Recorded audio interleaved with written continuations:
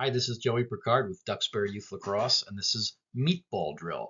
Meatball Drill is a great drill for cutting and feeding and off-ball movement. We call it Meatball because we're really teaching these kids to come and meet the ball, generate some off-ball offense here. So what the setup is going to be is 4 cones.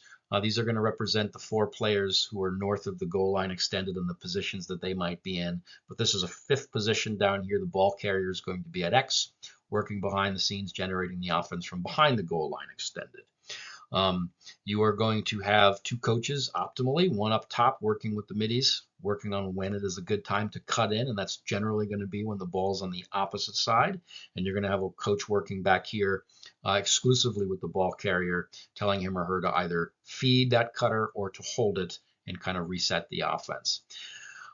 What's going to happen is this player in the back down here at X is going to make these kind of big sweeping motions with the ball. And it's not necessarily about the speed so much as it is making sure they're clearly on one side of the net or the other, because where they are depends on where these cuts are going to be coming from.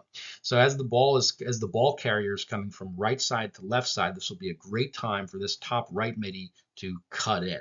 And that's essentially what's going to happen when we start this play. This is up to the coach to yell feed or to hold. If it's a feed, this is going to be a pass and a shot.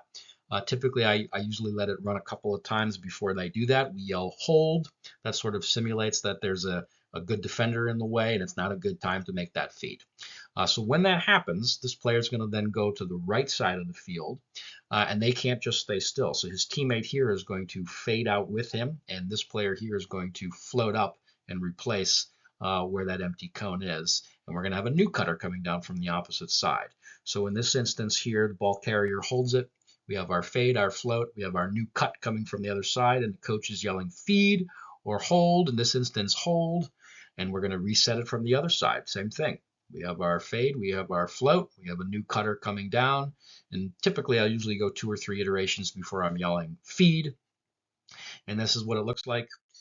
Here we have a young player cutting down from the right side, and the teammate feeds her, and we have a nice little shot, and we'll reset and let them try new positions.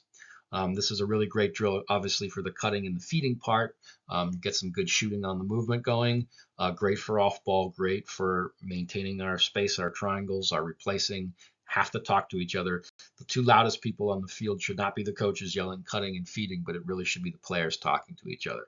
It's a little bit of an advanced drill, but we really like the meatball drill, and it's really going to get your offense in good shape when you're starting to teach more complicated elements. If you have any questions, if you have any feedback, any variations of this that you've seen and you want to share, or you simply want to check in with me, I'd love to connect with you. I want to wish you good luck this season, and thanks for watching.